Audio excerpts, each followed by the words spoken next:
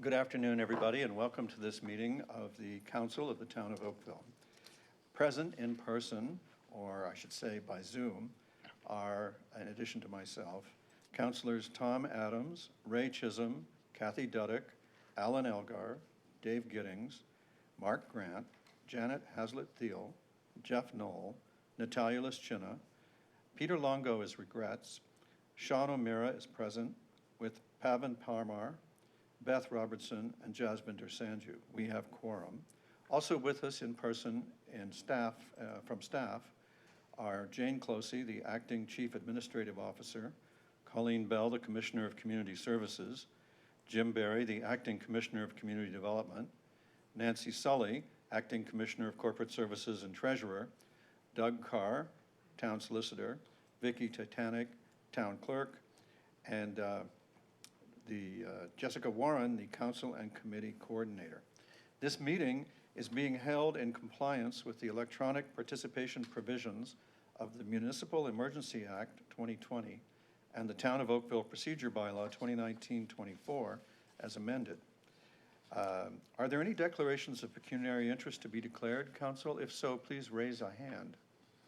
Madam Clerk, there are no declarations. Council, the first item on the agenda is the 2020 Council and Committee meeting schedule. The following scheduled meetings, if passed, would be canceled.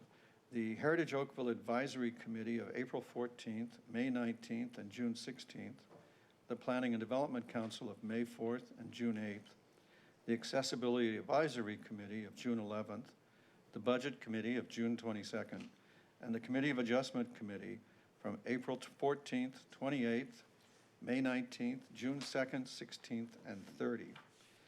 And any Appeal or Property Standards Committee meeting would not be scheduled until further notice unless it affects the safety of the residents of the municipality. And that regular council meetings commence at 2 p.m. until the end of June 2020. May I see a hand for who would like to move this to get it on the floor? Councillor Duddick. And a hand for a seconder, Councillor Parmar. Thank you. Is there any discussion? Raise a hand if you wish to discuss. Councillor Gittings, you have the floor, and I think you have to unmute yourself unless I've been misguided here. Go ahead, Thank you, Mr. Mayor. Can you hear me now? You are audible. Excellent. You're live on YouTube, too. I understand the need to postpone some of these meetings, or to cancel them, rather. My concern is, as we get back to normal, hopefully in the not too near distant future, whether there's anything that can be done to continue with the processing of permits and other items that will be required when we get back to the new normal. Just wondered if I could hear from staff in terms of their thoughts on that. Thank you, Councillor, for the question. Madam CAO, perhaps you could explain how you intend to juggle these particular matters. Certainly, through you, Mr. Mayor. We have identified our level of services within the planning and development area to bring in, to review the applications that are currently in the hopper, I'll say. And so any of the applications that are associated, for example, on the heritage side, I think was more of your emphasis? Am I correct? That was one of my concerns, yes. Okay. So in that particular concern, on the heritage side, if there are permits that are associated with those building applications, we'll look at whether or not they can be dealt with through a delegation that has already been delegated to staff to deal with some of those permits, or if need be, we would also look at potentially scheduling a heritage meeting if at all necessary, keeping in mind that the list of construction projects is fairly narrow now, so whether or not that construction could even proceed would be one of the factors that we consider in the necessity to hold a heritage meeting, for example. I appreciate that. You mentioned the ongoing efforts to clear the permit requests that are currently in Town Hall. Do you expect that backlog to be cleared in the next short while? As I understand, the backlog for the review of building permits can be cleared in the next short while. The review of, or the inspection process, which is the back end part of the building permit finalization process, will take a little bit longer for us to finalize, but we would expect coming into the June timeframe that we would have definitely cleared both of any backlog we have in those areas. We are also looking at taking in the opportunity to take in applications in about the mid-May timeframe. Focusing first on critical types of applications, ones that can be dealt with under the essential services that the province has put down, and those would be the focus coming mid-May. All right, thank you. One last question for now. You mentioned that there'll be the ability to accept new permits. Will that be any form of digital, the ability to submit them to the town digitally, or will those remain hard copy? So at this point in time, we are looking very favorably at a digital submission potential. We haven't sorted all the ins and outs of that out yet, but that's what we hope to move to, is the digital. If not, we could still move forward on the paper copy. Great. Thank you so much. Thank you, Mr. Mayor. Thank you, Councillor. Councillor Haslett-Thiel.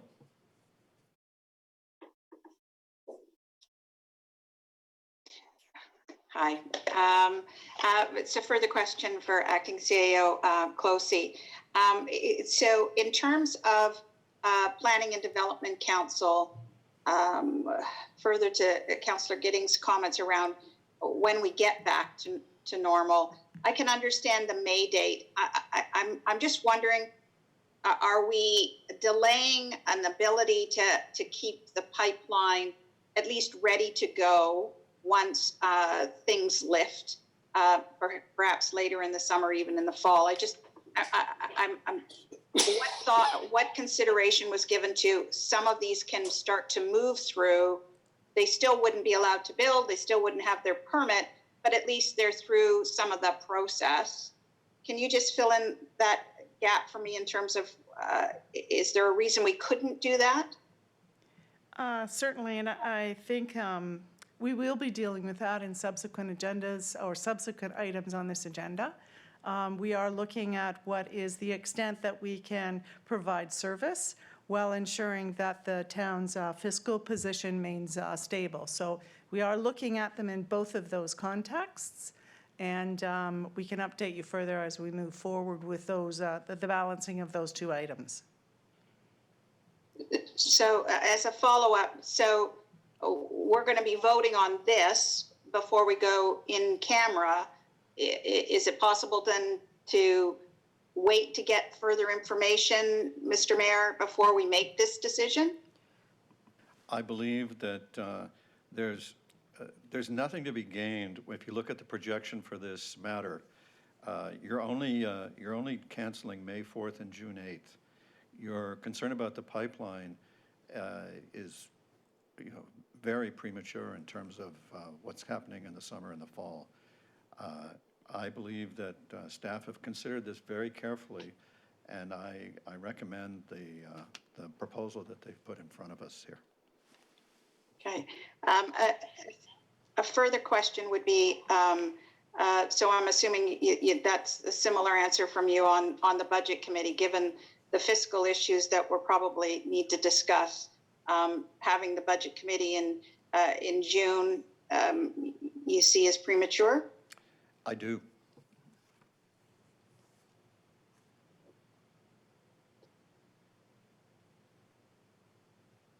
Councillor Palmer, you had the next question, I believe.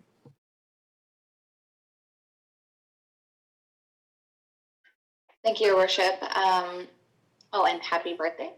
I wanted to just tag on to that about, and the questions for our acting CAO on site plan applications. Will those continue to be reviewed by staff as well for any of the development activity in Ward 7 or across the town?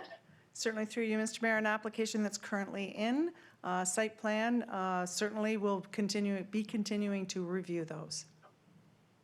Great, thank you so much. Are there any other questions? please raise a hand to be recognized. Are there any votes against the proposition? Please show a hand.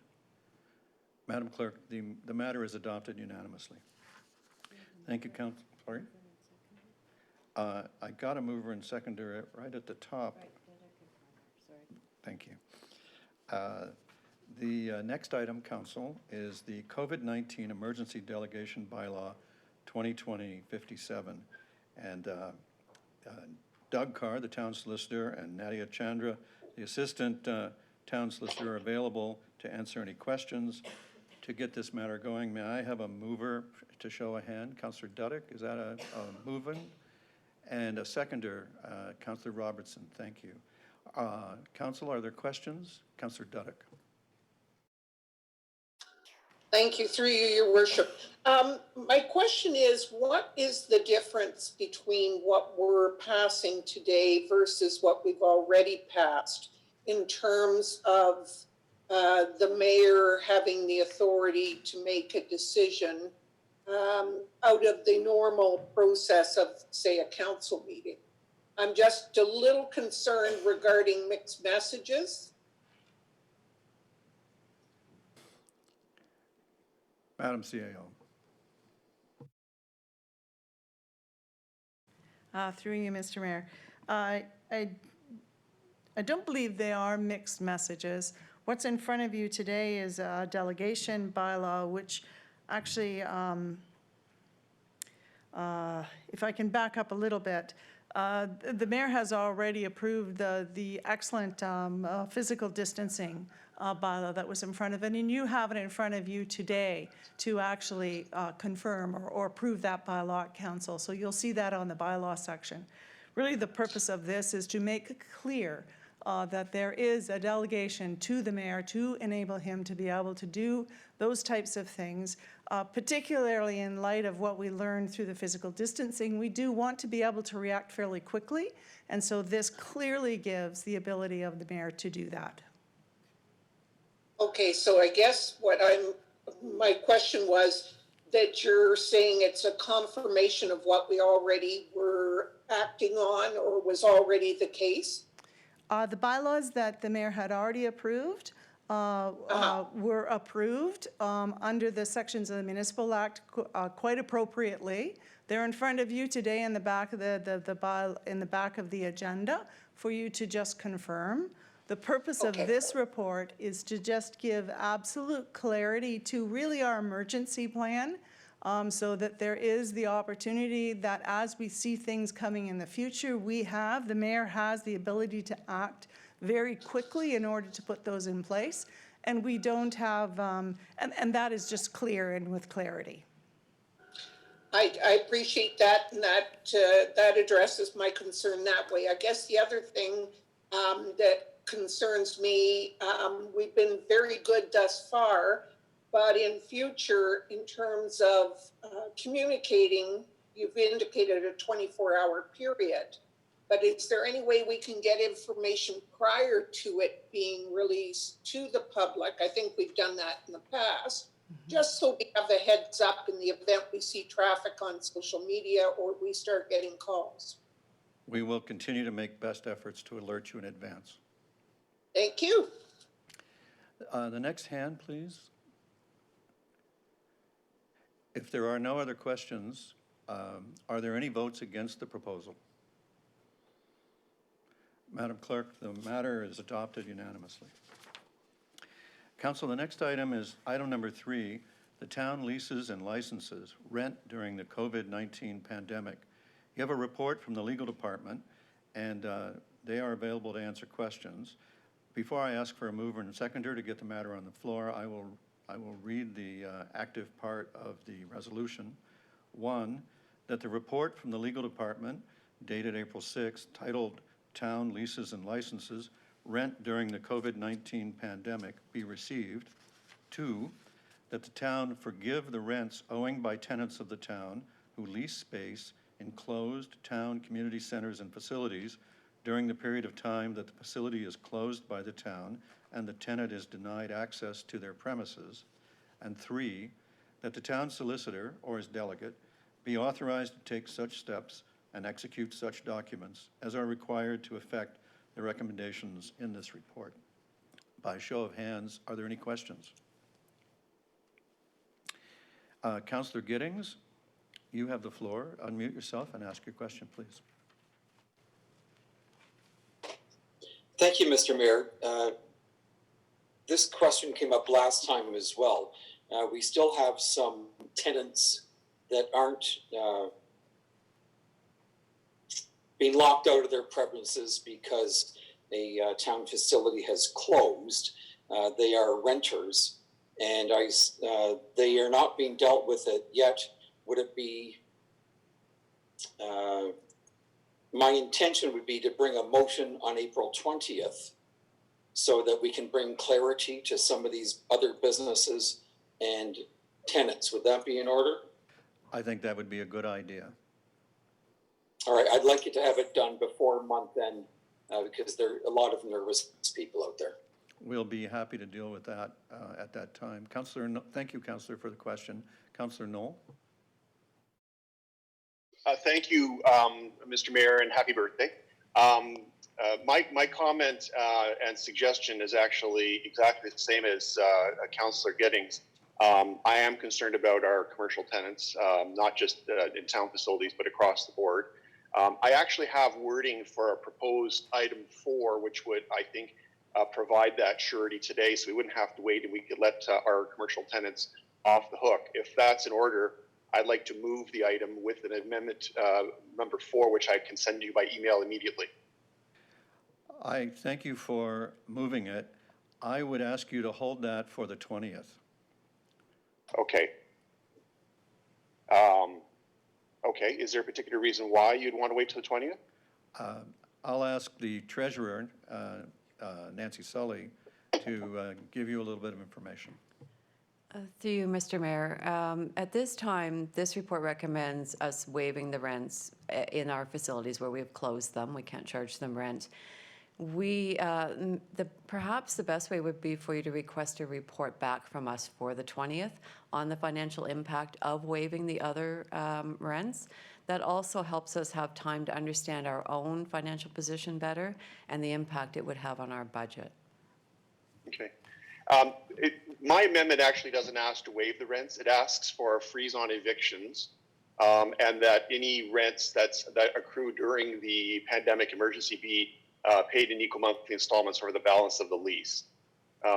So it's not, mine doesn't go as far as to suggest the actual writing off of commercial lease rents. I think most businesses aren't looking for that necessarily. I know that certainly the lobbying that's happening to the province, we're not asking for that. But this would certainly give people that peace of mind to know that they can operate until this pandemic is over and the provincial orders on the respective businesses have been lifted without worrying about reprisals or, for that matter, worrying about having to write a big check at the end of it. And I know that I don't have specific knowledge of any of our town tenants, but I do know that having been very involved in lobbying for this across the province, I've become a bit of a contact point for a number of businesses that are literally terrified that, come the 15th of the month under the Commercial Tenancies Act, when tenants can be essentially locked out of their place as a business if not having paid the rent, is coming up. And so there is some fear and concern. And I think it would be excellent leadership on the part of the town to take such an action immediately and not necessarily wait to the end of the month.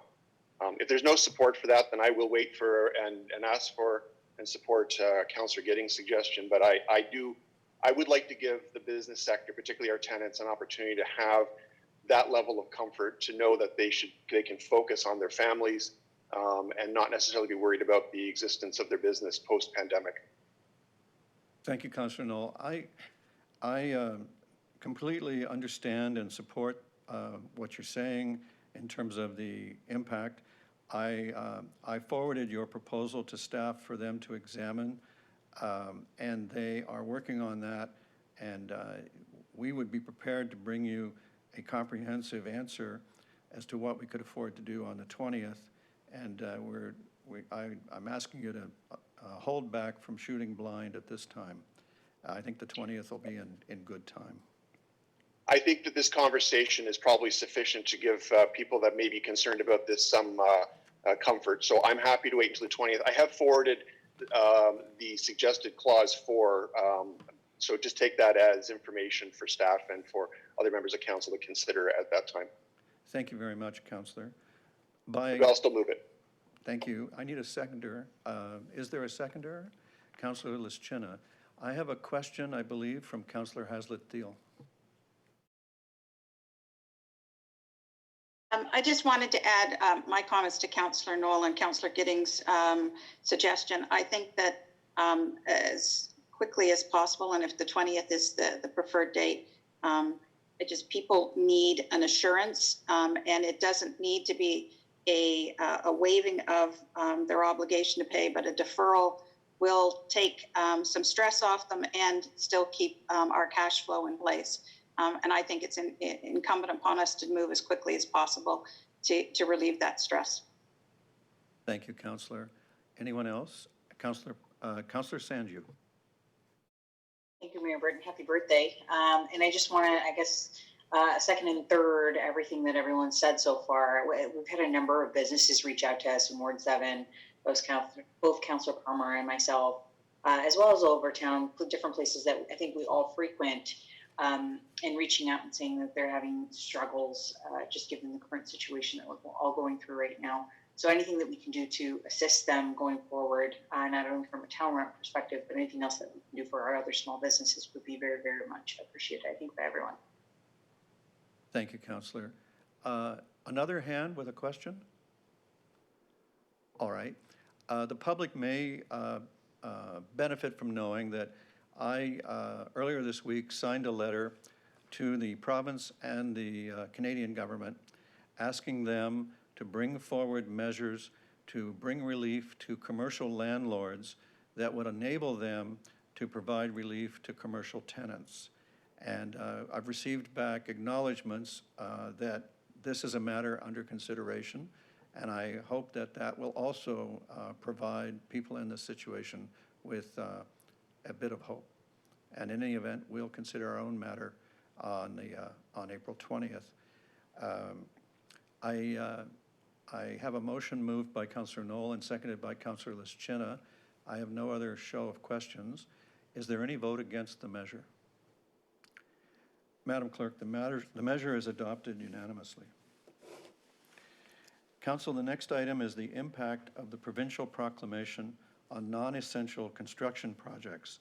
This is a matter to be received, and I just ask for a hand to show a mover, please. Councillor Chisholm. A hand to show a seconder. Councillor Grant. Thank you. Are there any questions on this matter? Councillor Chisholm.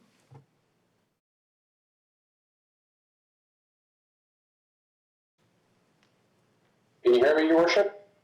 You are live on YouTube and Audible. Oh, happy birthday. On page 24 of the report, I was a little confused with the last statement, and just for clarity, because I'm having some challenge with some of the residential developers. Let me just quote it here so we can get clarity from staff.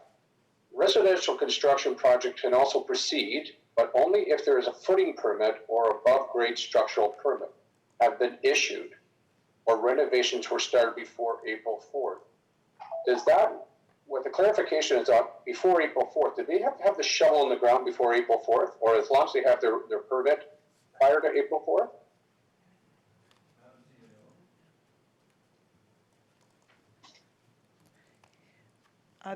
Through you, Mr. Mayor, that would be our understanding of it. I do need to clarify that for anyone who's looking for clarity on essential services, they really should be assuring themselves through the telephone line and the website connection that we have on our website of what the province would determine as essential services. So our reading of it, which is impacting the way in which we're dealing with our own building permits, is that the building would have already had to have started. Either it's got its footing or some of its structural steel up, or the last clause that deals with the April 4th date. So that would be our reading for our application through our processes. But I do put that proviso on it. Thank you. Any other questions? Councillor Hazlitt-Thiel, unmute yourself and ask your question, please. My question is in regards to the list of delayed projects. So obviously a lot of thought went into what applies from the provincial mandate. I'm looking at the Southeast Community Center, obviously, and I'm wondering, are we talking about it is on hold until the province reassesses essential projects and lifts it? Or are we talking about a longer term delay? Madam CAO. Through you, Mr. Mayor, we would be talking about a delay only in terms of the time frame that the province has placed a restriction on the amount of work. Once they lift that restriction, there would be no reason. It would just be the startup time to begin construction again. Thanks very much. Any other questions? Please raise a hand. Councillor Gittings.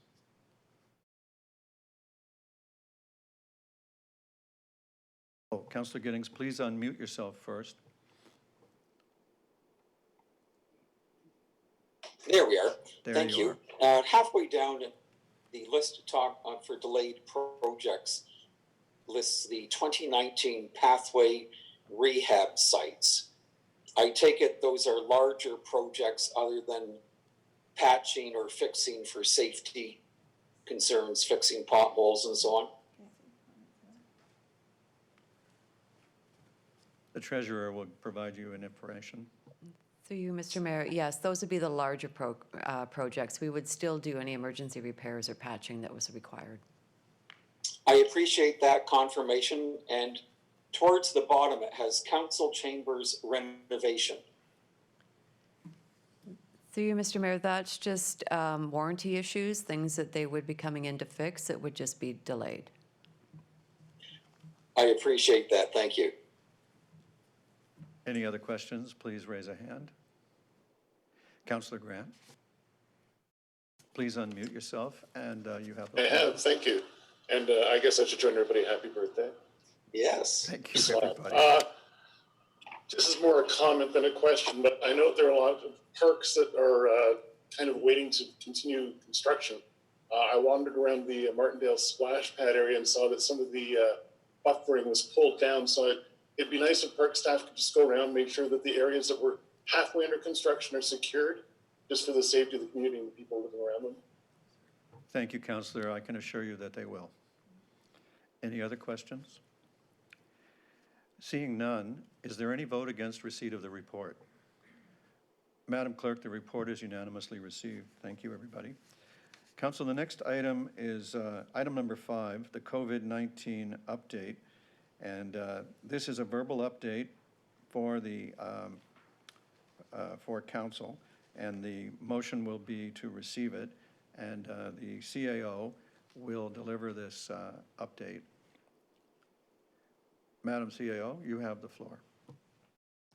Mayor and members of council, I did want to provide you an update on where we've been. It's 2 weeks ago that we had met with you last, and I just wanted to identify some of the specific actions that we've taken over the last short while.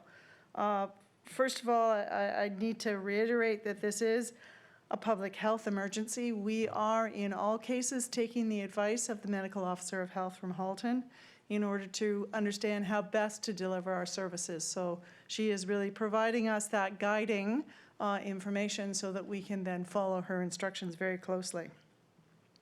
So I also want to take the opportunity to thank staff at the town, as many of them have been impacted by this. Many of them have been working hard in terms of changing the way they do the things they normally do in order to ensure that this town and this community can still function very well during this pandemic. So I would give some kudos to staff, certainly for their efforts over the last month or more.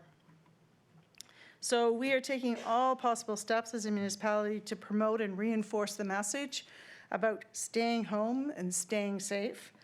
We know that isolation is difficult for many people, But it is absolutely critical for us to get over this. And I'm repeating messages that we hear daily on the television and the radio, but they're worth repeating because they're the only ways that we're going to actually spread or flatten the curve or curb the spread of this disease. So our medical officer of health has confirmed that we have community transmission through our community. We have seen on a regular basis the increase of the number of positive tests on a daily basis, and the region certainly keeps us informed on their website as well as those numbers, which you have full access to. In terms of the activities we specifically are taking, we are promoting the enforcement of the new bylaw, both the bylaw that the town has put in place as well as the emergency orders that the province has put in place. So in both those areas, our enforcement staff are out enforcing those. We have about 21 uniformed officers that are patrolling our town public spaces to enforce it. They are out on a 24/7. That's the service level that we have maintained through this pandemic. They are working very closely with the police. The police actually dispatch those calls out, or we could receive calls through Service Oakville, which they'd be dispatched out of as well. But the key point of contact is the hotline that's put in place, and that is on the website for anyone to report issues that they see happening in their neighborhood so that we can then go and investigate. So currently, education and warning is the main piece that we've been relying on. The first 4 days of enforcement out there on both our bylaw as well as the provincial order, we've warned about 93 groups and individuals in terms of either they're not distancing themselves or there's been more than 5 of them in a group at one time. We have not issued tickets. We are relying on education and warnings at this point in time, but we will begin to escalate where we see repeat offenders to this so that we can drill the message home more clearly. So in terms of our call volumes that are coming in, we're getting about 50 additional calls on daily on the enforcement measures that have been put in place since April the 7th. So communications is our key way of communicating, of course, out to the public, but it's absolutely critical to get messages out, and it's our biggest tool that we have. We are running ads in the Oakville Beaver, which you will see, to help inform and educate the residents about COVID. We have had about 70,000 visitors to our COVID page on the website. So we think that that is an effective way to get information out to the public in terms of what is going on. And we have about 7,500 residents that are receiving the town's e-newsletter on a regular basis. So Service Oakville is working 7 days a week. The majority of calls that they're getting relate to tax relief, garbage in the parks, and enforcement of the physical distancing. So those are ongoing calls that we get on a regular basis. We've also put out 16 mobile signs, just reinforcing that message about our parks being closed, staying at home, and the physical distancing. So that's taken place since we last met together.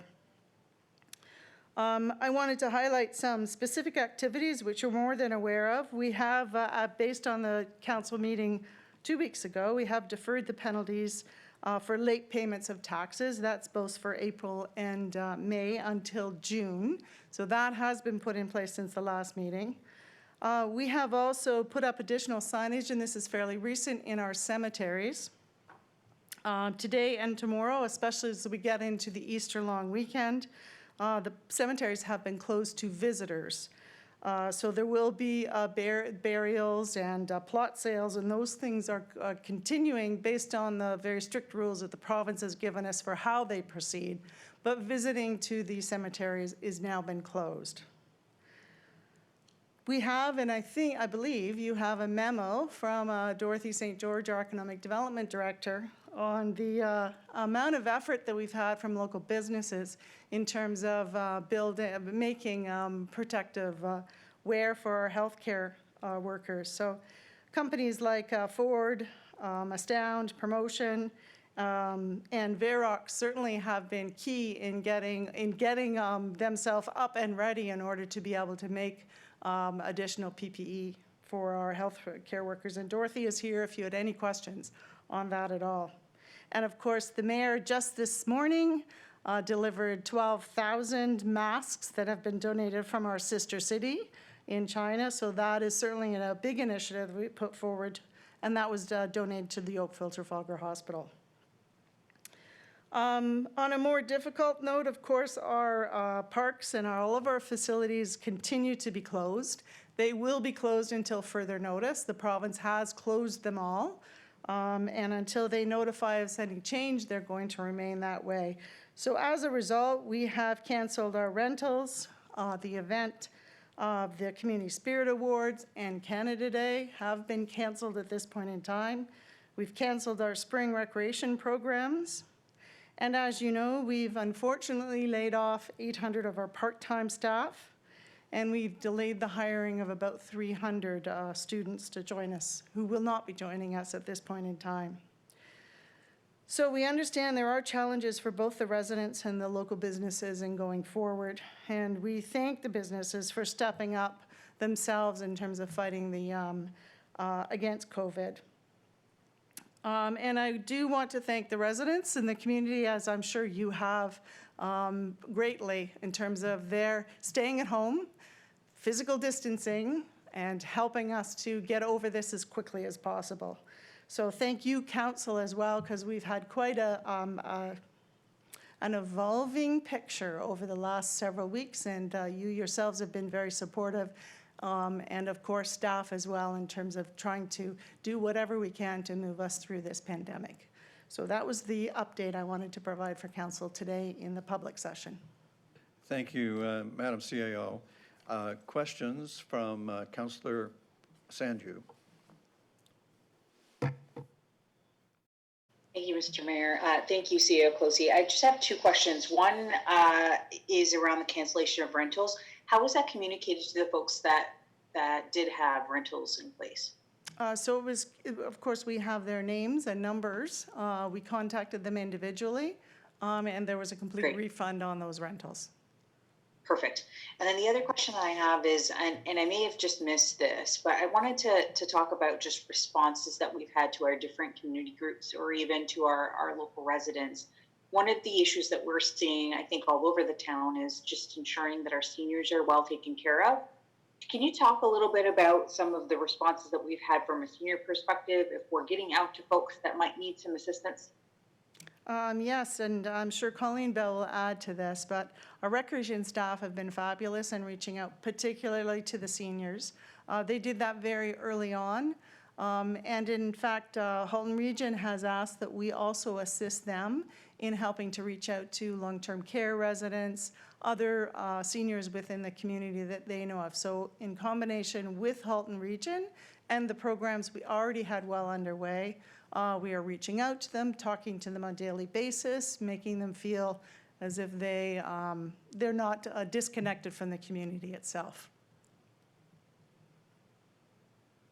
And then are we continuing to provide education from that perspective as well? They may not be as well aware from a social media perspective or other avenues about the social distancing guidelines and things like that, and what the peril to their potential safety could be.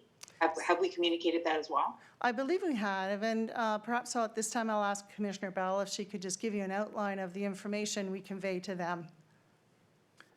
Great, thank you. There'll just be a second while Commissioner Bell comes down the aisle.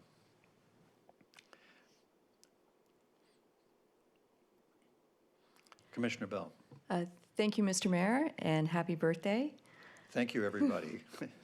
Not the birthday I anticipated, I can tell you. So our program has over 200 seniors that have signed up so far and counting. As our acting CAO said, we are also going to be working closely with the region to extend that to long-term care facilities, particularly those who are in self-isolation because they've tested positive for COVID. And we are also looking at other seniors' facilities as well. What we do is we check in with the resident. We find out how they're doing, what their food supply is, and any other needs that they might have. We work very closely with other community agencies, and certainly the library has a wonderful resource called the Halton Information Providers, and they have the most up-to-date information on what's going on with different agencies. One thing that I did want to highlight is because of the pandemic, many of our community agencies have had to change their business model. So where they have been operating food banks out of churches, because of the congregation issue, they're having to make drastic changes. So it's very important wherever possible to encourage people to go and check the HIP provider database, which is accessed through the library and other websites, because it does provide us with the most recent information on how they're changing their business models and how residents can continue to access those services. It's really helpful, Commissioner Bell. Thank you very much. I just have one more question just to follow up. You mentioned that there's 200 seniors signed up. How do we have somebody sign up for the program here to get in contact with you? So at this point in time, what we did was we actually contacted all of our existing members as a starting point, and then we will be working with Halton Region, and they will be providing us with the contact information for the additional seniors that want to come on board through a variety of residences. If we have seniors who don't fit into any of those categories, but are living on their own, as an example, and are not connected to any agency, I would recommend that we have them call Service Oakville, and they will link up with our senior staff. Excellent. Thank you very much for that. Thank you, Councillor. The next questioner on my list is Councillor Chisholm, and then Councillor Palmer, and then Councillor Knoll. Councillor Chisholm, please unmute yourself and ask your question. Thank you, Worship. Through you, Your Worship, I'd like to call back Commissioner Bell on a couple of detailed questions with respect to recreation programs.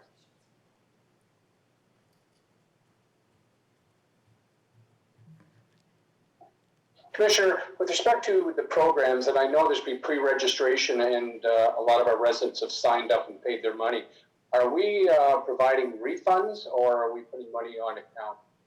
So what we did for all of the ones for March break is that we issued refunds, and in other cases we put credits on, but every single resident has been notified of what the plan is with respect to their particular program.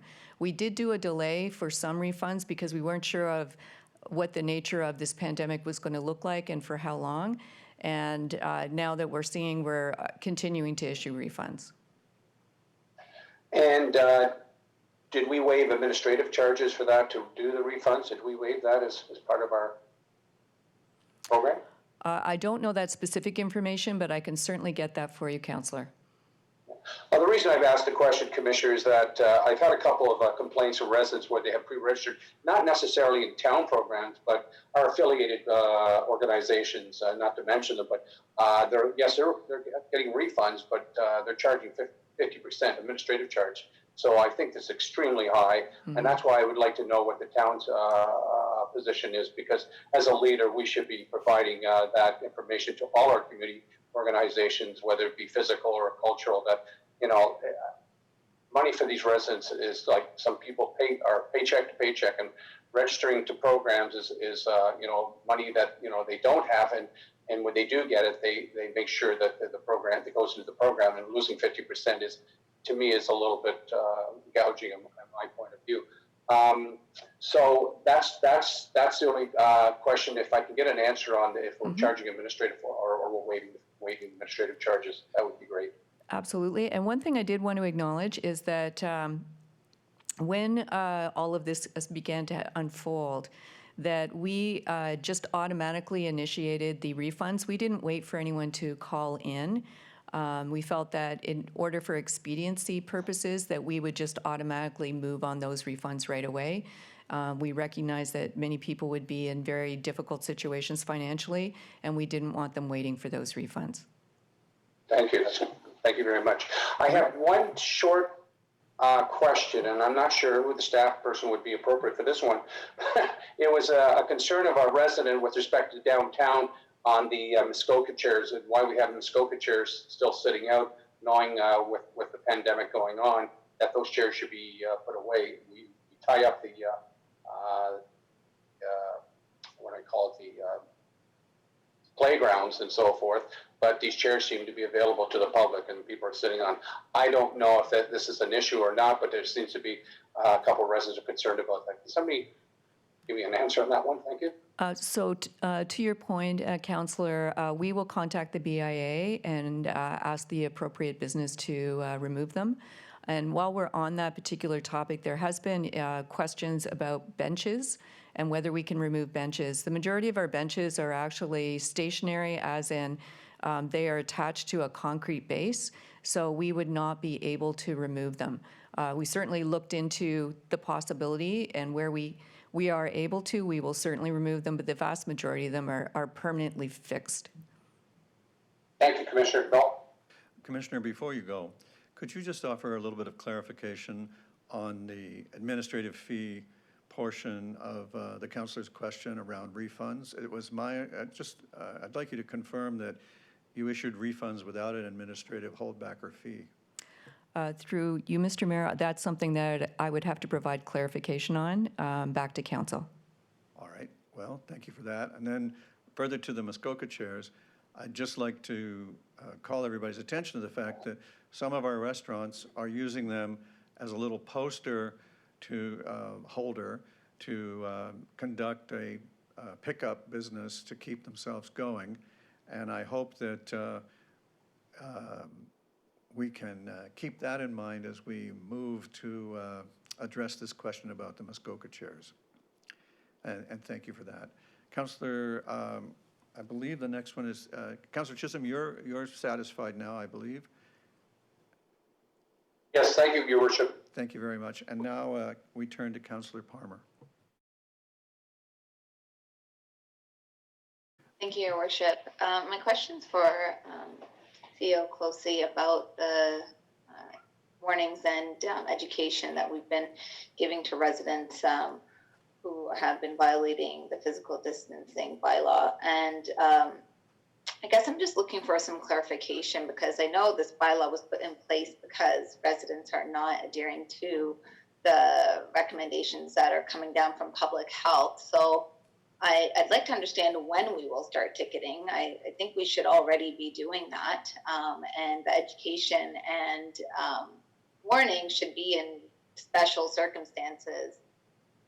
Examples is seniors that may have not seen the information posted everywhere online. So I'm just trying to understand when we will move to ticketing. And if you could just confirm again, have there been no tickets whatsoever? Councillor, I'll take a first stab and then we'll turn to the CAO. Sure. Yes, the CAO has been clear that we've given no tickets. We received a letter from the Solicitor General with the grant of these powers, advising us that we were to proceed in a graduated fashion, starting with education, proceeding to warnings, and then to the actual fines and tickets. And so that being our orders, that's what we're doing. And with that, I'll turn it to the CAO and she can describe the timetable we're on. So I believe I had indicated it was 4 days we have this, and I was actually looking for the number of days. The mayor is absolutely right. That was the direction that we had gotten. We're working cooperatively with the police as well as other municipal enforcement departments throughout the region in terms of implementing this provincial direction. And it was to start with education first. And so that has been our approach. As I had said, I hope I indicated in my opening remarks that we will be moving into charging, particularly those that are repeat offenders, and we see them repeatedly in the parks and in the areas where they should not be, and particularly when they're gathering with 5 or more. So I think we're hitting that point where we're going to begin to escalate. But it was necessary we took the education as the very first step in terms of getting across the message of distance separating. Okay, thank you. Thank you for clarifying that. And then my second question, something you had mentioned about staff really pushing on social media was one of the, and I've seen it myself too, the garbage in the parks. So I get a lot of residents reaching out about this, garbage in the trails, garbage in the park. So I just want to know what we're doing on our side for that. And if really we're sending people right now, our staff out to the trails and the parks to clean up the extra litter that might be there, and what type of enforcement we're putting in place for people who are deciding, you know, to dump in the parks. I know it's hard to catch, but are we putting up any signage saying dumping, violations, fines, anything like that? So in terms of the dumping, actually, we've been quite surprised with the amount of dumping that has happened because it has been quite prevalent. Yeah. So we are enforcing it. As you had said, it's very difficult to enforce when you just find it on the ground, but we are out there cleaning it up. In fact, we've looked at opportunities to redeploy other staff to assist in those kinds of endeavors. So the cleaning of our facilities and picking up the litter is certainly top on our list of things that we need to continue to do. Enforcement is, as you say, a difficult thing to put in place. Okay, yeah, and thank you for all the posts that you've been putting on social media. I know I myself and Councillor Sandy, we share those quite often, just reminding the public that, you know, it's not acceptable to be dumping garbage in our community parks and local parks, especially during a pandemic. If I can just add, I think you had mentioned signs. I believe we were looking at our signage to see what we could do to get more signage up within the parks, particularly reminding about distance separation of congregating more than 5. I believe there was another piece in there about the litter, but I will confirm that as we move forward. Great, thank you so much. Thank you, Councillor. Councillor Knoll, please unmute yourself and ask your question. Is that the front door? Okay, first of all, an opportunity for a quick commercial.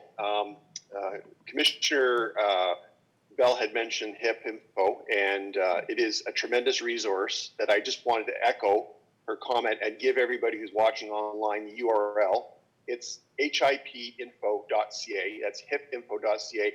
It is ultimately the greatest compendium of all information that people need to have to manage all aspects of their life, from medical needs to even finding out who their local councillors. It's a tremendous resource, and it's managed on behalf of the Halton information providers by the Oakville Public Library, and we at the OPL are very proud of this. I also want to mention the Oakville Public Library has tremendous resources, online and virtual resources, that the public, including seniors, children, everybody else can take advantage of.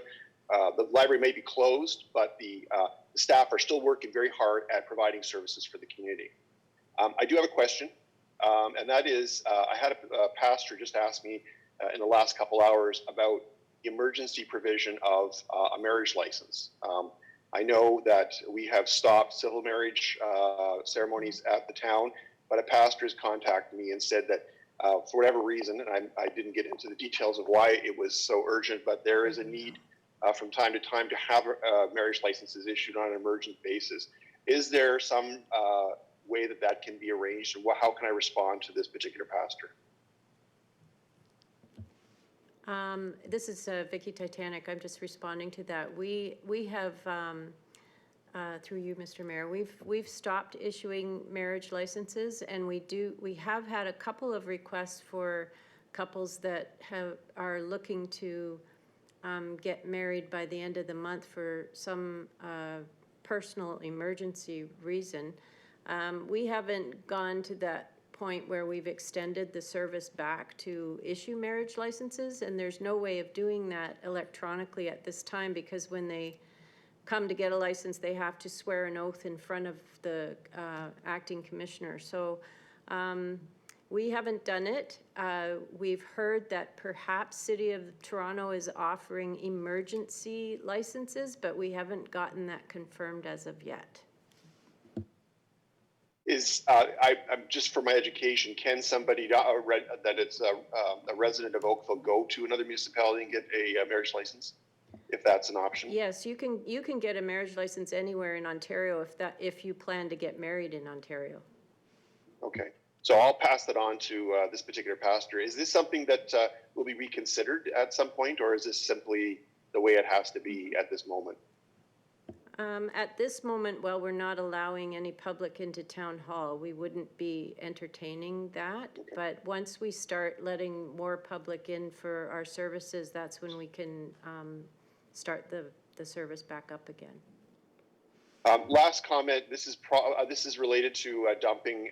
One of the things that I think all of us have noticed, and it's certainly a hot topic on social media, is the dumping of PPE, or personal protective equipment, particularly in shopping center parking lots. People go to the grocery store, they pick up their groceries, peel off their glasses, toss their surgical masks on the ground beside the car. And I do know, having a son that works in the grocery business right now, that it is not only disgusting but highly dangerous. And I'm wondering if we already have bylaws around dumping and littering, but I'm wondering if there's some way that we could actually start sending that message out through our social media that is not acceptable. Certainly, I'm sure staff are aware of it already, but I just want to know if there's something more we can do to make that clear. Certainly, we can start to put those messages out. Thank you. Thank you, Your Worship. Thank you, Councillor. Some people make you shake your head with some of their behavior choices. Councillor Haslett-Thiel, please unmute your mic and you have the floor. And Councillor Lischenna is next. Thank you, Mr. Mayor. So I have a couple clarifications I'd just like to get. I understand that we want to direct businesses to get their own review of how they qualify under the essential services. However, our enforcement officers, I understood, were educating and then potentially ticketing if someone was in violation. And I may have misunderstood that, but we have some lawn service companies that are anxious to provide service, particularly for those that don't have a lawnmower.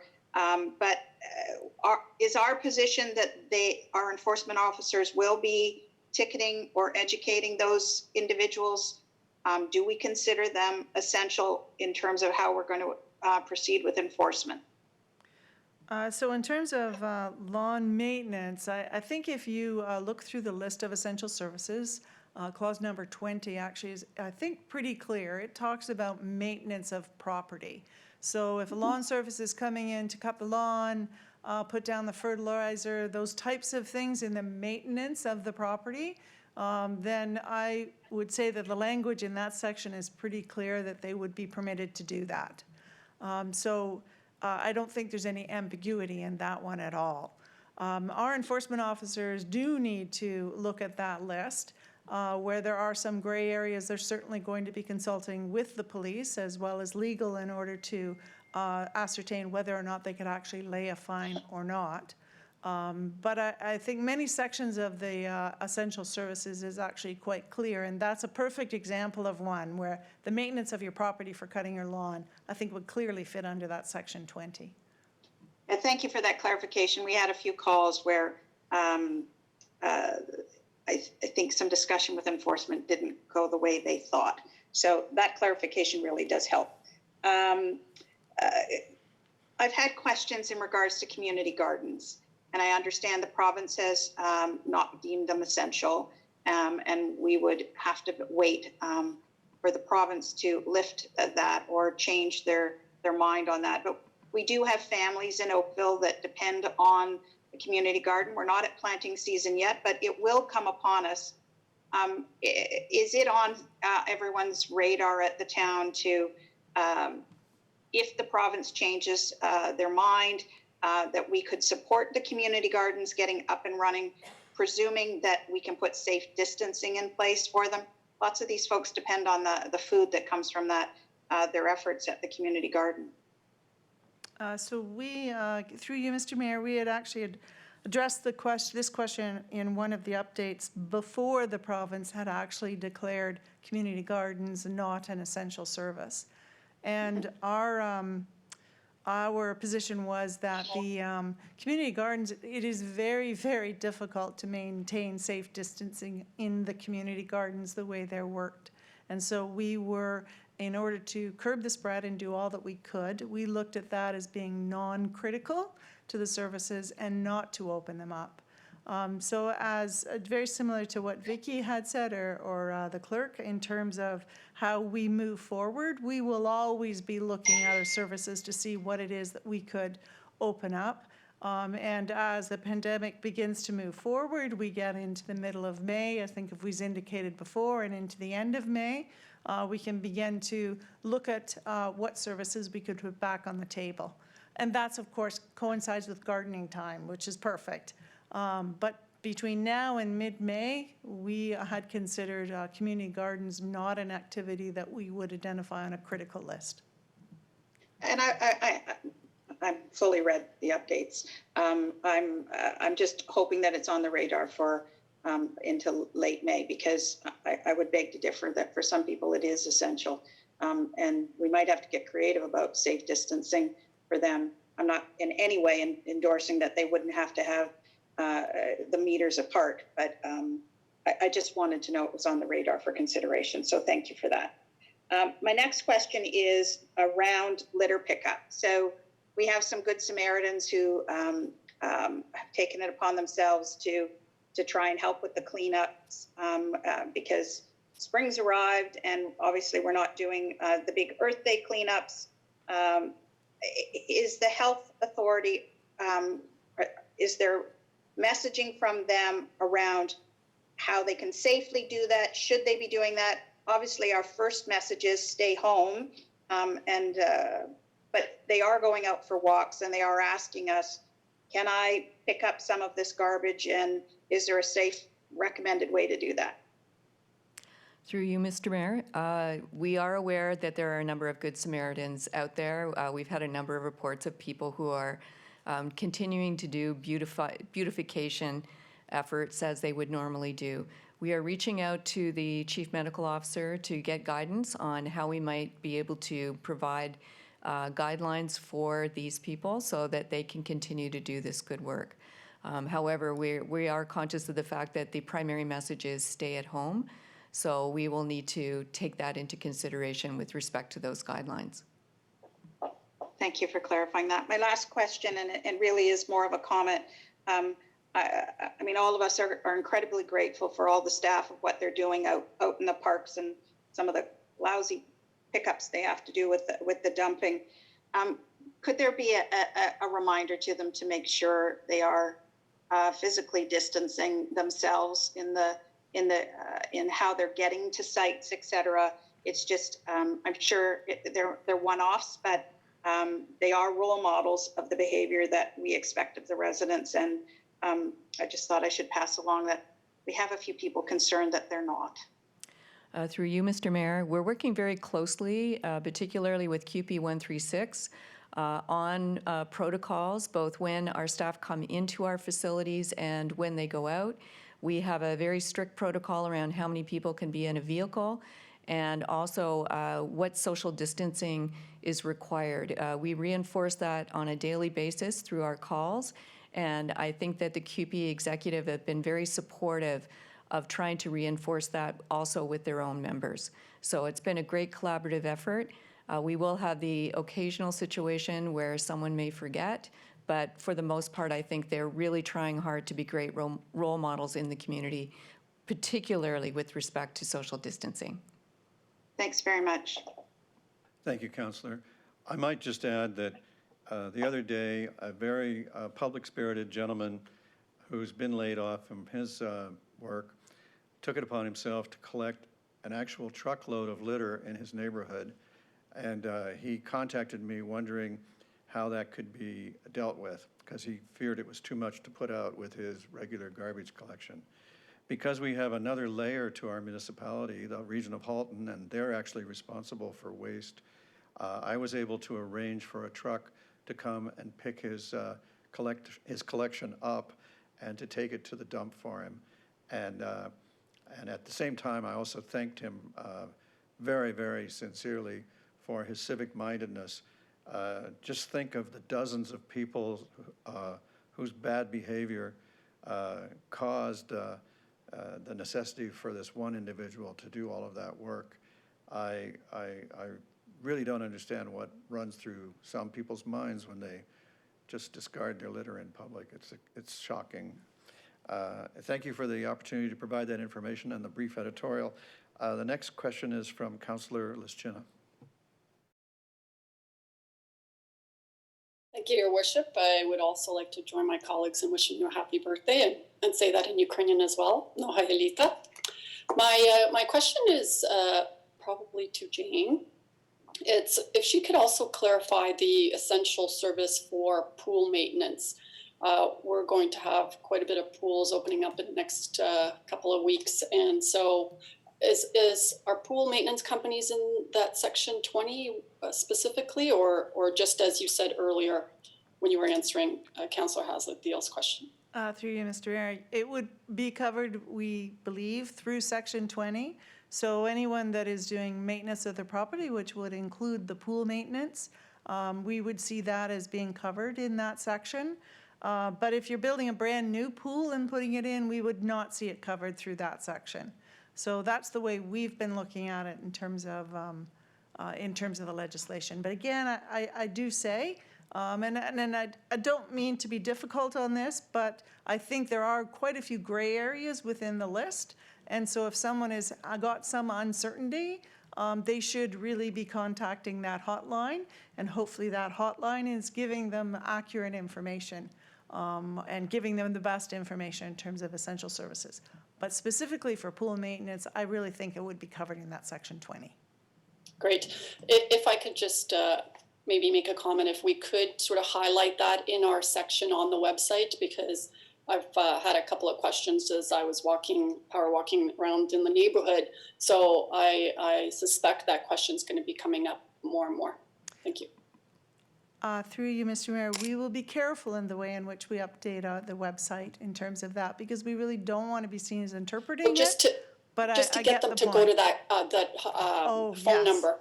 Absolutely. Yes, the link and the phone number really ought to be there. Yeah. Thank you, Councillor. The next question is Councillor Dudek. Please unmute your mic and ask your question. Yes, thank you. Building on some of the questions that have been asked thus far, and again, it speaks to this essential service. I guess the concern I have is a discrepancy between what our bylaw enforcement officers may deem an essential service versus what somebody has themselves interpreted, having gone to this list and saying, oh, I think this is okay, and then bylaw turns around and says, no, it's not. How are we dealing with the discrepancy, or is there an opportunity? And I appreciate the fact that you indicated we have to be very, very careful in terms of the wording provided to protect the corporation. But my concern is the public aware of what the orders are for the bylaw officer when he goes out to enforce a particular bylaw? Commissioner Barry. Through you, Mr. Mayor, and that is really the prime reason why we're focusing on education as we move forward. As CAO Clohecy has indicated, there are a lot of gray areas in that document provided by the province. And that's why we have to be cautious in how we word things in the website and in public. As we know, a lot of businesses, if we say you can do lawn maintenance, that extends to a lot of other things that then may not be covered. And that's why it really takes an officer to go out and conduct an investigation, and then based on the findings of that investigation, they can then provide a finding to the company that's questioning. We can't act as a consultant, we can only respond to complaints. So what I would say is our first line would be education, and from there, if there's a repeat offense, then we would be looking at charges. Okay. I think that's great. My only other concern is I've noticed and had complaints from people, and it's as a result of not permitting the brush pickup in the spring, that people are now blowing things out into the road versus actually bagging it. Is that something whereby if it's been seen I know we don't have a bylaw preventing it because I've inquired before, but is it again an education process whereby somebody from the town or whatever can say to the person, you're not to be doing that, you're supposed to be bagging? It's the old story of I'm going to get around this loophole and do it in another way. Through you, Mr. Mayor, I think we'd approach that first again, as Jim had said, with education. So perhaps there's something more we need to get on the website around this, just so people know what opportunities they have in terms of getting rid of that yard waste, and probably put something in there that does speak to the challenges that it places on our municipal services in order to be able to pick that up, and the health and safety and aggravation they may be creating for their own neighborhood. So we'll get more of a communication on that on the website and through whatever other social media challenge or opportunities we have. Thank you. And again, it goes without saying, staff have been exceptional throughout this and fully appreciate the difficulty and sort of, as you say, gray areas in trying to navigate. So thank you ever so much. Thank you, Councillor. The next question is from Councillor Robertson. Please unmute your mic and ask your question. Councillor Chisholm is next.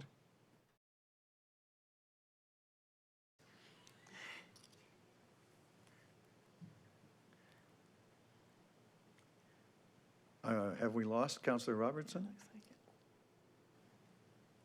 We'll go to Councillor Chisholm and then Councillor Elgar, I believe. Okay. Thank you, Worship. Question to the Commissioner or the Acting CEO, Jane. With our service levels for our frontline staff, whether it be my old saying, public works or roads, engineering, parks and open space, are our service levels maintained if they're just the ordinary question about, oh, unfortunately, we need some limbs trimmed, we need these pathways or trails need to be improved? Are our service levels maintained under the circumstances? So we have moved through, Mr. Mayor, we've moved to critical services. So in terms of our public works, our forestry, our parks staff, they are looking at service levels that really maintain our infrastructure or provide a maintenance level and focus predominantly on health and safety. So you gave the example of a limb of a tree that may be creating impact. Yes, we could look after that. That is a health and safety issue. But the full range of services that we would normally provide through our roads and works is not being provided at this time because we've moved to a critical service level. And that's where I guess we draw the line on essential services or non-essential services, where in the mindset of an individual resident saying this is essential, and we're saying, you know, it's got to be put down in the queue, down on a lower on the basis of we're taking care of our primary essential services. So in essence, is it advisable if we do have a concern or complaint from a resident to deflect it to the appropriate commissioner or director with regards to some of these tasks that, in my opinion, are low in the priority, but in their mind it is high. So I just don't want to, what I'm trying to say is I don't want to position it saying, yes, we'll do it, and knowing full well that staff can't get to that project until things settle down. So I would always suggest to you that the best place to get information about the town's services or to refer the person to would be to Service Oakville, because they would have the most current information in terms of what services we are providing. So that may, I think, be the best avenue for you to suggest that they get in touch with Service Oakville, and we can respond best through them. Okay, thank you. All right, the next questions are from Councillor Elgar and then Councillor Adams. Councillor Elgar, please oh, you are on mute. Way you go. I just unmuted. So anyway, thanks for everything that the staff are doing and the clarification on the pool spring openings and the grass cutting, which has got a lot of people concerned. But one that they threw at me, which I couldn't even get around, was carpooling. Not a member of the family, lives down the street, but helps get a person to work. But they in their car, it's not big enough so they can have a 2-meter distance. They're driving on the road. Is that public property? Can they be charged? And what's the answer for that one? I said I don't think it's a good idea to put them in the trunk. So what is the ruling on that? I'll handle that. The bylaw only applies to town property. They're in private property, and that's outside of the reach of our bylaw. They're also, our people are not authorized to stop a vehicle. Okay, that's So good. I like that Once because once you pile those blocks together, you get your answer. And thank you for giving me the chance to pile those blocks for you. anyway, I thank you. Now the other question was on the trails we have bridges. Okay, can we make them one way? I didn't bother setting that off, but I'm trying to figure. Can anybody think of a way how that could work? So we, through you, Mr. Mayor, we have had a few questions on that.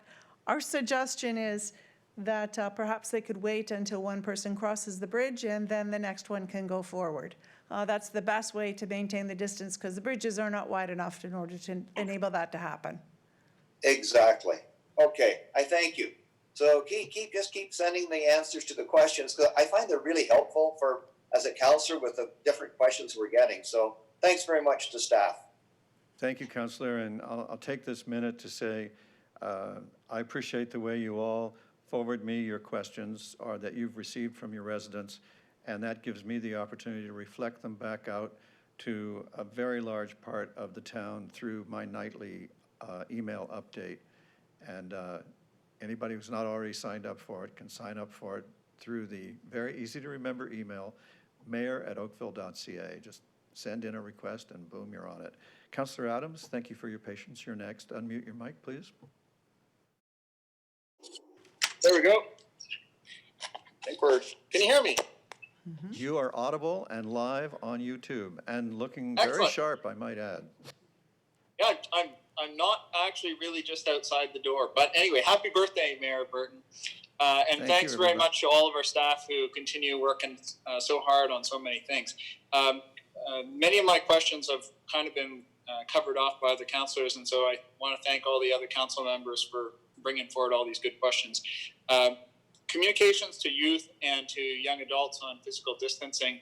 I think we're doing a lot better than we were doing a couple of weeks ago, but we continue to have, I think, a little bit of trouble reaching the younger audience. And I wondered if there are some techniques that our corporate communications can think of to try to reach into those groups, specifically those demographics, particularly as we go forward. I think there may be some locations, some other municipalities and maybe other countries that have got some good techniques that maybe we could piggyback on in terms of social media messaging and materials like that. I wonder if staff could consider that. And on the issue of the pools, which some other members have already spoken about, on the corporate communications around that as we approach the pool season, could we consider some corporate communications around even if you've got your pool open, that's not cause for having a pool party with all your friends and neighbors coming over. That's one issue that I think we might want to add into our list of communications as we get closer to the warmer weather. That's just some feedback. Then there's some questions I've got about use of masks and the use of mask advice that is provided to the public and to staff. There appears to be some difference of opinion out there right now in the public health realm where on the Canada website, we've got information about using non-medical masks by members of the public, and we don't have that same stuff yet at the Halton Public Health side. And I wondered what our staff are doing with respect to communicating this information to residents, because we don't actually have anything on our Oakville.ca site on this question. And what are we telling our staff who might be frontline staff dealing with members of the public? Excellent question. Just to deal with the first ones, we'll certainly make sure that we look at whatever tools we can reach out to the younger audience and putting more on the pool and the pool parties. So thank you very much for those suggestions. In terms of masks, it has been an ongoing discussion that we've had among staff ourselves, as well as with the region, in terms of what is the position around masks. We have We, as I have said before, we are taking the advice of the medical officer of health. We also are at the same time hearing concerns from our own staff. So this is an issue very much that we're dealing with at this point in time. And our primary objective in looking at it is, one, to make sure we, of course, curb the spread, and secondly, that we provide as much protection as possible to not only our staff, also the community. But those are the things that are guiding our decision-making in terms of how we move forward with masks. I just want to say at this point in time that it is an ongoing discussion that we have at this point in time. Okay, thank you very much on that. And then can you give an update on managing staff risks and any internal cases of staff having COVID-19 or having to isolate themselves for whichever reason, so particularly such as within the fire services or the transit services? I understand that some other transit services, particularly in the United States, where they've got a much higher caseload right now, that they're having severe staffing issues in some of their departments. Certainly. So we have 2 positive cases within our fire service on COVID-19. We have several staff actually throughout our staff, various staff groups self-isolating, either because they've come back from vacation or they are symptomatic. So both of those things the self-isolation is happening. We have put in fairly extensive measures at every one of our facilities to screen anyone coming into the facility. There is someone who ensures that the basic questions in terms of symptoms are asked, and we deal with it at the front as soon as they come into any of the facilities in the town. On the fire services side, we actually are taking additional measures. There is, for example, we take their temperature twice a day, so there's quite a much more rigorous approach that we're taking to monitor staff that are in our facilities so that we can identify something as quickly as possible and move them into self-isolation. Okay, thank you very much for that. And on the issue of the litter management in the public, can you give us an update on deployment of garbage cans specifically? And is there any additional guidance that you can give on precautions that should be taken with respect to if you are picking up litter? Should you be wearing special kinds of gloves? How should you manage that? Or how are staff managing that if they're involved in it? So I think that's an issue I'd actually like to get back to you on in terms of whether or not we're deploying more of the garbage cans and what means we're using to protect our own staff. I think the community really need to rely on the advice that is consistently on the Halton website, and if not there, on the provincial or federal, in terms of the protections they need to apply to themselves. But I'll update in terms of what town staff are doing. Thank you very much for that. And then do you have any updates for us with respect to plans for street sweeping? I thought we had canceled our street sweeping program unless it's related to a health and safety issue. Colleen Bell can clarify.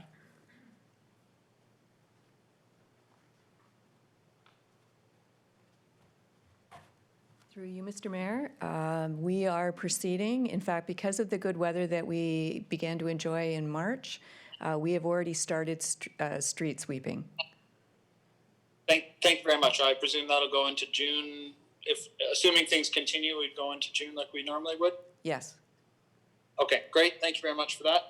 And then last question for you is, will staff look at redeploying or adding staff temporarily into the bylaw department to help with the physical distancing measures enforcement? Yes, we have identified staff throughout the corporation that we could move over with appropriate training to supplement our municipal enforcement staff. So that is one thing that we have done.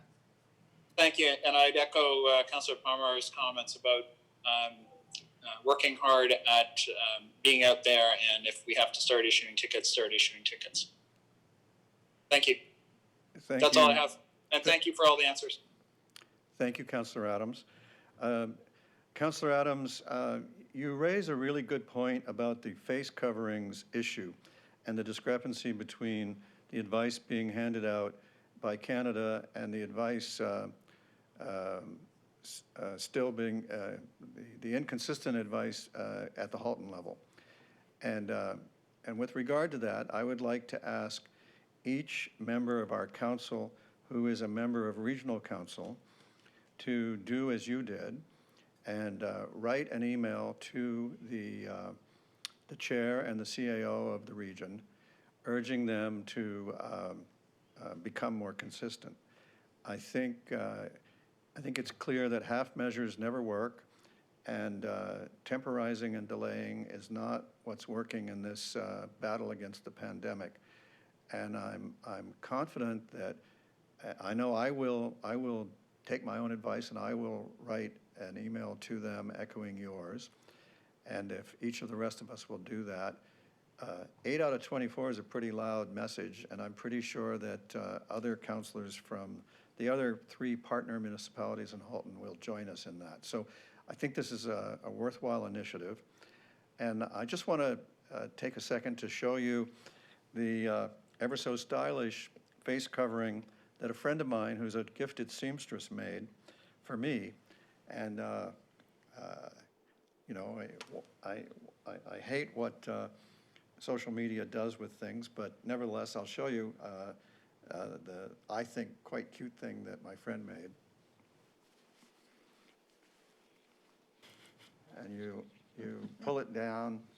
There's a nose piece to clip over your nose.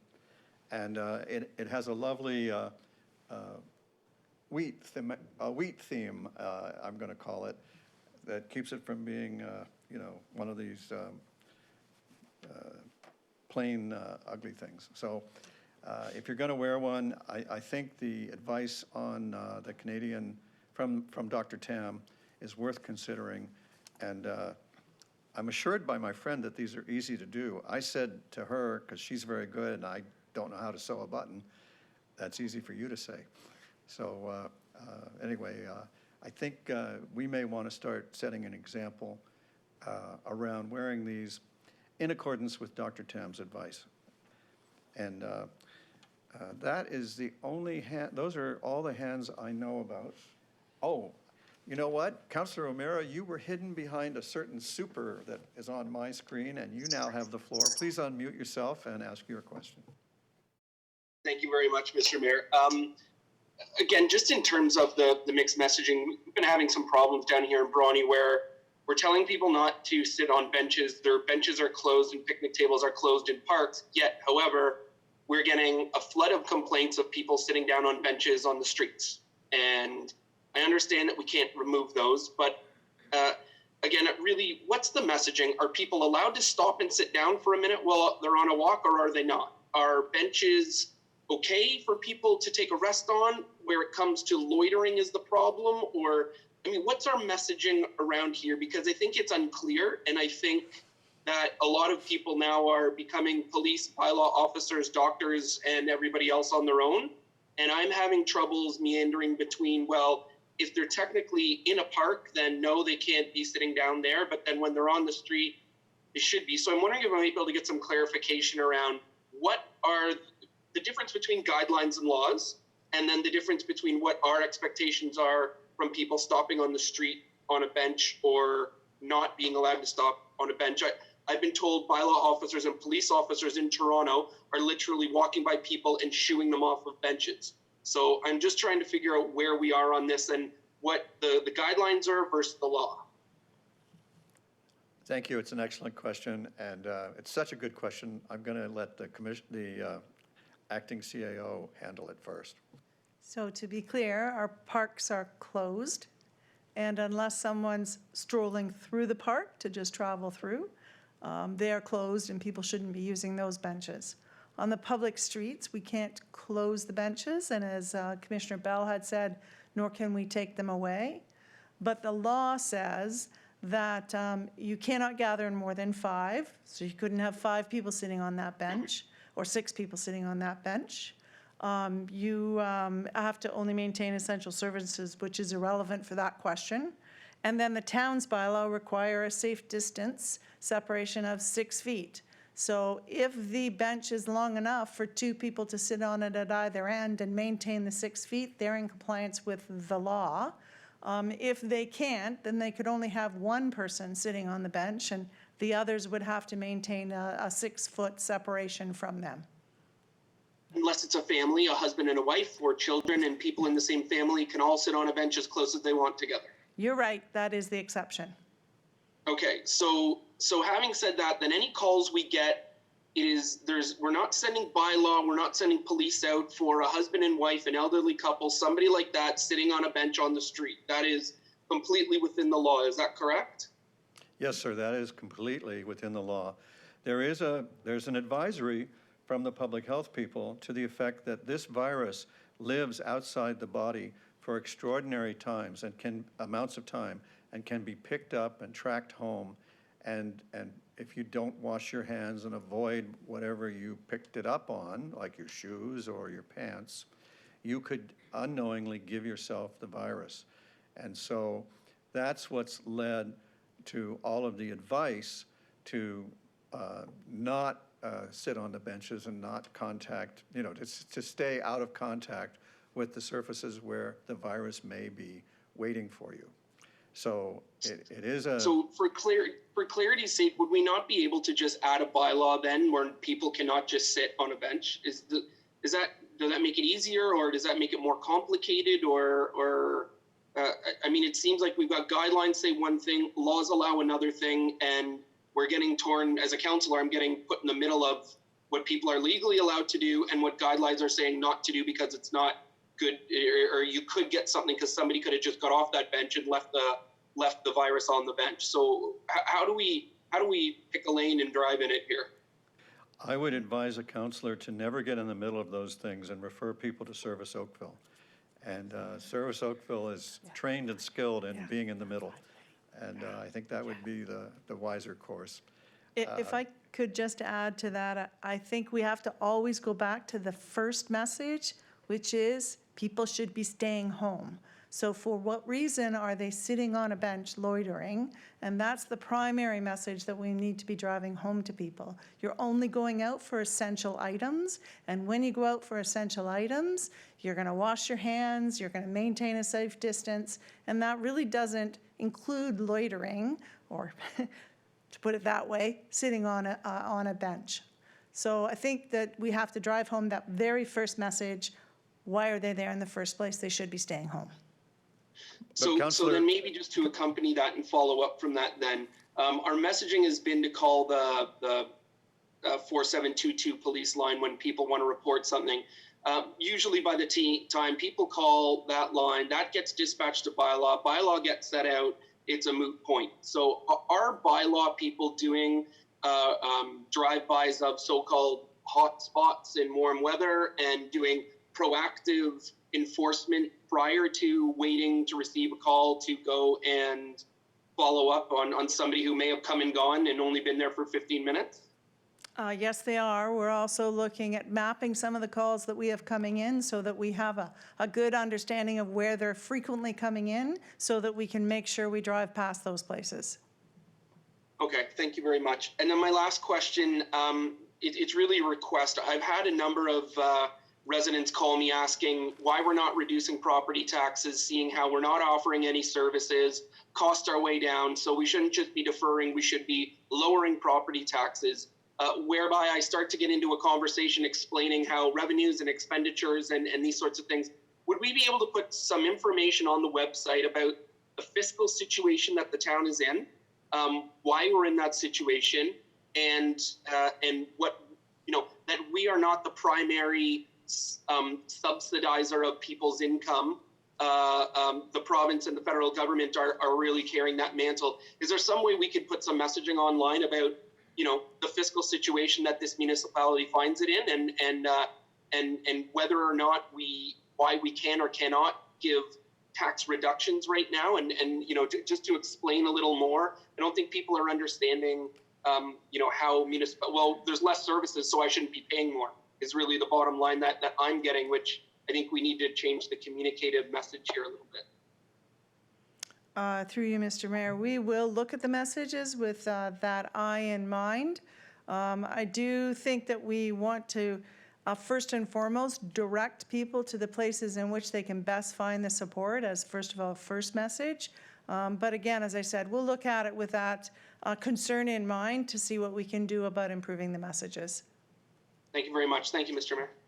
Thank you, Councillor. This is a good opportunity to remind, because I know I've told you in the previous meeting, but the public watching may not have heard. The mayors have met with the Minister of Finance and the Minister of Municipal Affairs and taken the message to them that the municipalities are having severely declined revenues, and we need help, and they've promised us that more is coming.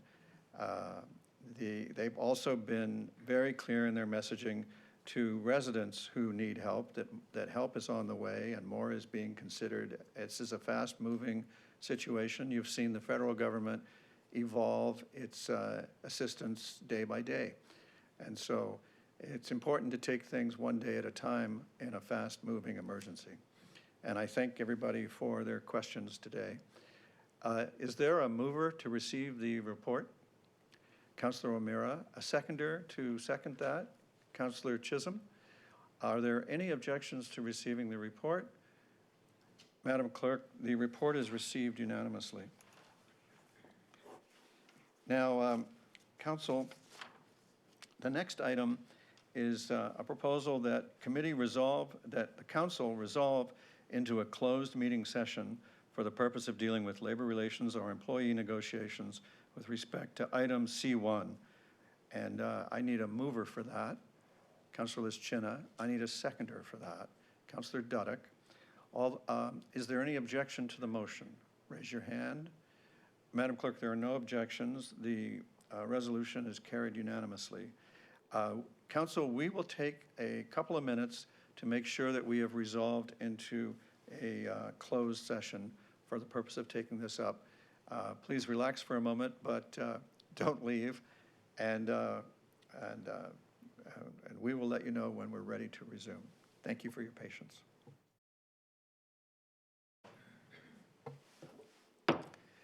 Hello, everybody. Council is returning to a public session, having met in a session closed to the public for the purpose of dealing with labor relations or employee negotiations with respect to item C1.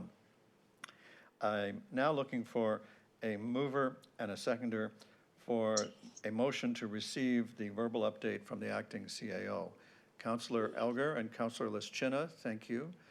Please raise your hand if you're against this motion. Madam Clerk, there is no opposition. The motion is carried unanimously. Council, we now come to consideration and reading of the bylaws. The following bylaws are being passed. 2020-55, a bylaw to enforce physical distancing in the town of Oakville during the state of emergency. 2020-57, a bylaw to delegate authority to the mayor during the COVID-19 emergency item. And 2020-53, a bylaw to confirm the proceedings of a meeting of council. May I have a mover for that? Councillor Gittings, thank you. May I have a seconder for that? Councillor Sanju, thank you. Please raise your hand if you're against the reading and passing of the bylaws. Madam Clerk, there is no opposition. The bylaws have been read and considered unanimously, and I declare them carried. Council, thank you for your time and attention and our very detailed conversations. I also thank you for your very nice, good wishes during the meeting. I really appreciate that.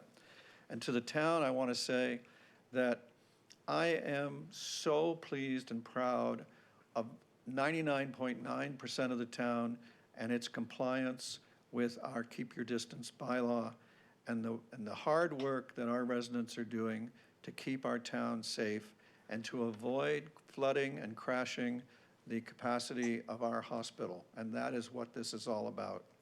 To the handful, a few hundreds of people who just do not seem to get it, to the handful of people who are dumping household waste in our parks, and to the few people who are littering and causing extra work and hurting the neighborhoods of your fellow residents, I shake my head and I wonder what you're using for brains. I beg you to smarten up and stay safer and help protect the capacity of our hospital. This is a very serious disease. There are now 40 strains of this virus reported around the world. It is a fast evolving thing, and you cannot take for granted that you will be safe. And that is why it is so important to protect the capacity of our healthcare system. Prudent measures are being taken by our town to provide relief where we can and on a step-by-step basis, trying not to make any decisions before their time. And I also want to reassure the many, many people who want to volunteer that the best place to start is with the Facebook Oakville Caremongering Group. That is an outstanding example of our community at its best.